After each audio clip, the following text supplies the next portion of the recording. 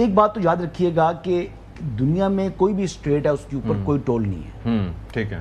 جو یہ ڈیمانڈ جو خواب جو خواہش ہے ایران کی یہ بھی درست نہیں ہے. یہ بھی درست نہیں ہے. یہ مطلب بین الاقوامی قوانین لکھا ہوا ہے نا, اس میں پھر آپ اب وہ سروس چارجز کے نام سے یا نیویگیشن کے نام سے وہ لینا چاہیں تو یہ تو ایک قسم کی جو ہے نا وہ یہ لیوی ٹیکس ہوگا, پیٹرولیم ڈیولپمنٹ لیوی جو ہم لیتے ہیں نا عوام سے, جس کو مطلب, اور یہ وہی ٹیکس جو ہے وہ چارج کریں گے. ٹول ٹیکس ہے.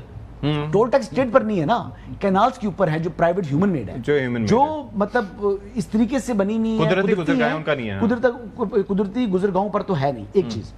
دوسری چیز یہ ہے کہ ایک بات ایران کو سمجھنی ہوگی کہ نومبر تک وہ جو انہوں نے کیلکولیشن کی ہوئی ہے کہ نومبر میں مڈ ٹرم الیکشن ہوں گے اور اس کے بعد ظاہر بات ہے ٹرمپ صاحب کی جو پارٹی ہے ریپبلکن وہ ذرا اور کمزور ہو جائے گی, ڈیموکریٹس اور آگے آ جائیں گے, اور ڈیموکریٹس جو ہے وہ پریزیڈنٹ کے اوپر اثر انداز ہوں گے, پھر امریکہ یہ جنگ اس طرح سے نہیں کر پائے گا.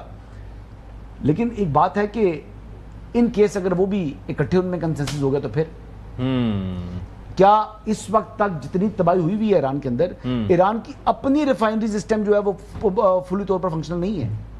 ایران کی حالات بڑے خراب ہیں, اور مزید دیکھیں اب خوشحالی کا رستہ ہے. تو آپ کو میں نے پہلے بھی کہا ہے کہ صلح حدیبیہ کی ایک روشن مثال اسلام کی ہمارے سامنے موجود ہے.